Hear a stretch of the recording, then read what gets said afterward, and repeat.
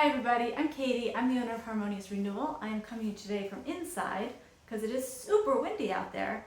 It's a great day for gardening and drying laundry, but not a particularly day for making a video. So I am indoors. I want to talk to you a little bit more about this concept of interconnection between us and our world. My last video blog I made, and you can find that on my website if you want to check that out, was about how our health is intimately connected with the health of the world around us, and the health of the world is connected to us. And I just spoke in very general terms because it was kind of the introductory topic. So that was about 2 weeks ago, and I've been thinking ever since about how to make this a little more concrete. Because if it's something that you've not connected with yet, it can be really hard to wrap your mind around this.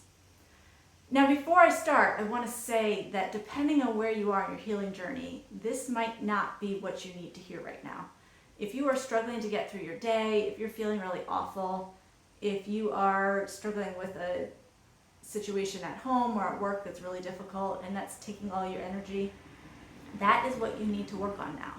You don't need to be thinking about these giant topics and putting all your energy into trying to fix the world. Your job right now is to work on what you need to deal with in your immediate environment, in your body, in your emotional world. So I'm just going to put that out here now. If you're feeling like you're a little overwhelmed already, then don't listen to this video. Come back to it sometime later, maybe in a couple of months when you're in a better place. Because this is really a big picture kind of concept. So when I started my healing journey, I was always interested in recycling and the environment and stuff like that. But I was feeling horrible and I needed to feel better.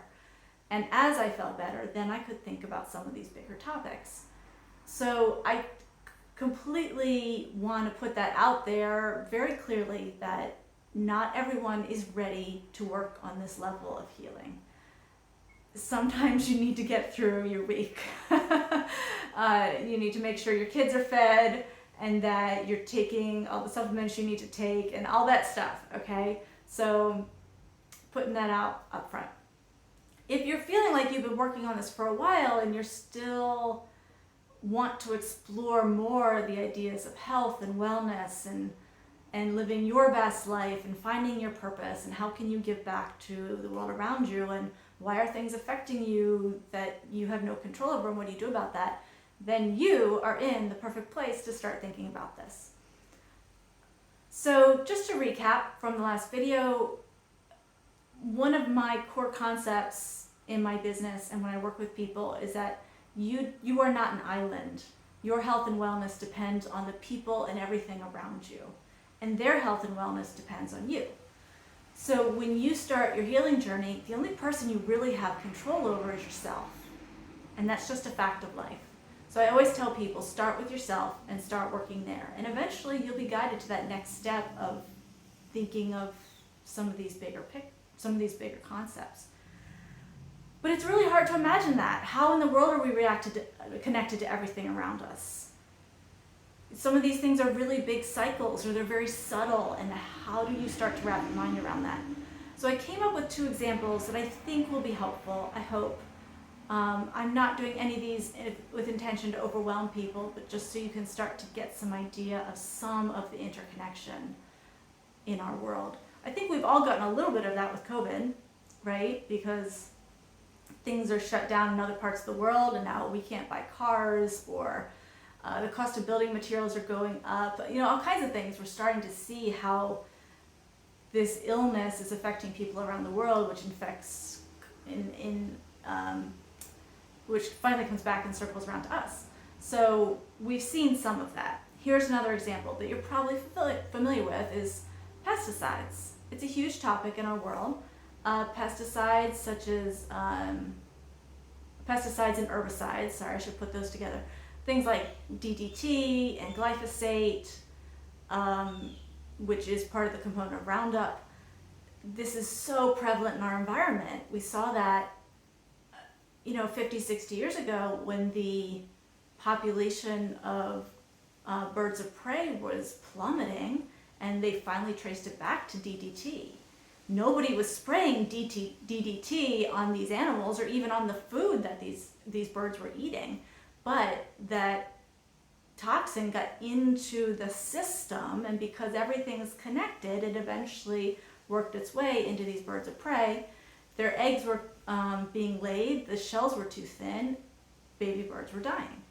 We were losing birds of prey at an alarming rate, and they are part of an ecosystem that helps keep other animals' populations in check. So that's one you may be familiar with. Today, we're really dealing with glyphosate is one of the big ones. There's some other big herbicides and pesticides out there, but glyphosate Roundup is one of the huge ones. They're finding glyphosate Roundup residues in almost everything we eat. Almost everybody on this planet that has been tested has residues of glyphosate in them. Even people from far-flung reaches of the earth that you would think have probably never had direct exposure to these. So it's getting into our food system, it's getting into products that we use on our bodies, and it's getting into our bodies. You say, well, I don't understand that connection. How do I affect that? Well, in many ways, we have bought into this system, literally, that makes this a possibility. So how many of us buy things like Roundup and use it on our property? How many of us buy conventional food products at the grocery store? How many of us, there's no way around this, but even buying gas, a small percentage of gas these days is made from ethanol, which is made from corn, which is probably GMO corn, which is sprayed heavily with Roundup. So whether we like it or not, we have no choice. We are part of this system. So what we participate in, what we purchase, what we eat, what we do on our properties is part of this larger system and this larger problem. So that's probably one that you're more familiar with, and the Eat Organic movement has been big for a while. And a lot of people talk about that in terms of your own personal health, which is very true. You don't necessarily want that in your body, but it's also part of this bigger concept that we're connected to everything. So if you're buying non-conventional produce, you are buying into a system that uses these herbicides and pesticides liberally. That's causing cancer in farm workers, that's harming the environment in so many ways. So that's an example you probably are familiar with. Here's another one you might not be as familiar with. We had a couple days this summer where I live in Pennsylvania on the east coast of the United States. It was super hazy around here, and it's because the wildfires out west, for some reason the air was just right, the air currents were just right, that smoke was rising, it was coming all the way over, and then it was descending in this area. So we were getting the effects of that. And it really made me feel terrible for the people out there experiencing that for many weeks this summer, just the poor air quality. But that's an example of something we feel like here in Pennsylvania, we feel like it's very remote to us, but actually isn't. So the wildfires, I don't know why I'm getting stuck on that word today, out west are very much a result of the extreme drought they've been experiencing for years. It's been going on for quite a long time. That drought is being fueled by a number of things. So here's an example. Nestle company takes water from the San Bernardino State Forest in California. They have been doing it for years. I don't remember the exact number. It's probably 20, 30 years. They do have a permit, but it's not regulated. As far as they can tell, they're taking a whole lot more water than they're supposed to be. They're basically not paying for it. It's like pennies per gallon or something. And they're bottling it and shipping it out. Their brand name is, I wrote it down because I was pretty sure I wouldn't remember it. Pure Life is one of their brand names, but I'm sure they have others. And they're making crazy amounts of money of this. Not only are they taking this water and shipping it all over the world, but they're putting it in plastic bottles, which is a whole separate issue. The plastic issue, a lot of people are aware of, is really big. But they're taking this water that's coming from a spring in the state forest that should be flowing into the environment, into California. So that water is not available for people, farmers, animals, just the ecosystem in general. So if you buy Nestle bottled water, you're part of the system. If you buy almonds, you're part of this system. I love almonds. I buy almonds from Trader Joe's. My guess is they come from California.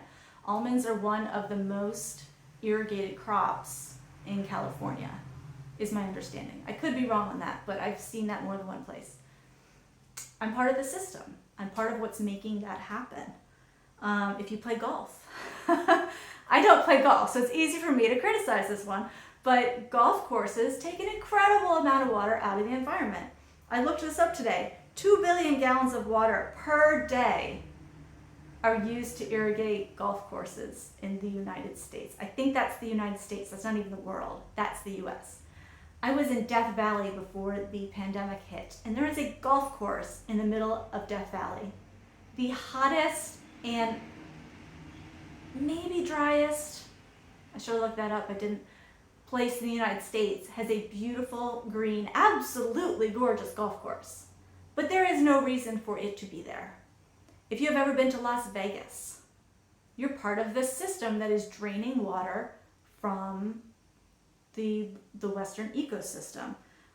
Las Vegas takes most of its water from Lake Mead, and you may have seen that. That's been in the news a lot because it's at historic low levels right now. I'm not even sure there's water running through the Hoover Dam right now because levels are so low. That water's divvied out to all kinds of different organizations and farm groups and stuff like that.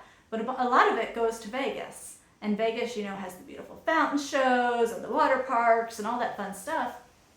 If you've been to Vegas, you're part of that system that's draining water from that ecosystem. So now if you live out west, you're having very, very immediate effects from the wildfires, air quality, possibly damage to homes, disruptions to all kinds of services. This is a really, really major problem. And people say, oh, it's climate change, which feels like a huge issue that we have no control over, which we do. But we also participate in the system in all these little ways. So those are some really specific examples that I wanted to share with you with when you're at the right place in your healing journey and you're really starting to think about some of the bigger picture issues. These are the kinds of connections you need to start thinking about and working on and making some decisions about how you're going to live in this world. Because the health of that stuff affects your health, and your health affects that. So, does this mean that we're responsible for things that we did not plan or create or invest in or make decisions on? And in some ways, yes, we are. Because like I just said, we're part of the system. It doesn't mean that we can individually choose to change that system. It doesn't even mean that we collectively can easily choose to change the system. It's going to be hard. But if none of us choose to start making decisions that help change the systems, we're not going to get anywhere. And if those of us who are in a really good place with our health and our healing can start making those decisions, we can help the people who are not in the place yet to do that, the people who are really sick, the people who are just trying to get through their day. So that's why I feel like on the continuum of your healing journey or in that process, there's a point at which you get to this because you're starting to see the bigger picture. You're starting to go, so why was I so sick? Some of that was not my choice. But even if it wasn't my choice, I was still part of the system that affected me and made it happen. And oh, guess what? There's somebody who's just starting their journey and they were where I was 5 years ago and they don't realize yet how much this has affected them. I can start to change things for them. We can start to change things for our kids. We can start to create a better world in which these systems are more supportive of health and healing for everybody. This does not mean I want you to drive yourself nuts. It means this is a place, this is your next step. You take one step. What's your one next step? Maybe you stop buying bottled water. I'd love it if you stopped buying it, period, but at least stop buying it from Nestle. Although the other water companies are taking that water from somewhere. We don't know which communities are getting their water removed. I know there's a community here in Pennsylvania, and I don't remember the name of the community or the company, but they're fighting a bottled water, one of these big mega bottled water companies because they are sucking tons of water out of their local aquifer and people's wells are running dry. So bottled water in general, for the plastic and the water issue, is just a problem. So that's a great place to start. If you change 2 of your food choices over to organic, that's a great place to start. There's so many places to start. And I will be talking more about this. I'll put some information on my blog. If you ever see my stuff on Pinterest, I want to start putting some things on there. It's not up yet, so don't look today. Give me a couple of weeks. But it's a one step at a time. First step is awareness. So now you're getting more aware. So the second step, start making some small choices that will help this overall system that we all participate in, that we affect, and that affects us too.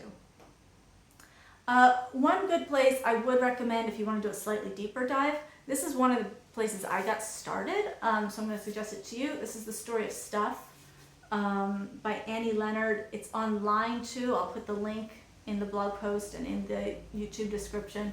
They have some really good videos that are faster than reading this whole book, but she does a great job breaking this down and helping you understand how you're connected to the system and how the system works. So that's a great place to start if you want to do a deeper dive. So I think I've run out of time here. This was a little longer than I planned, but I hope that was helpful to you. Keep in touch with me. Subscribe to my blog if you want to see when new stuff comes out. Follow me on Pinterest or Facebook, and I will be talking more about these topics. I wish you a fantastic day. Bye.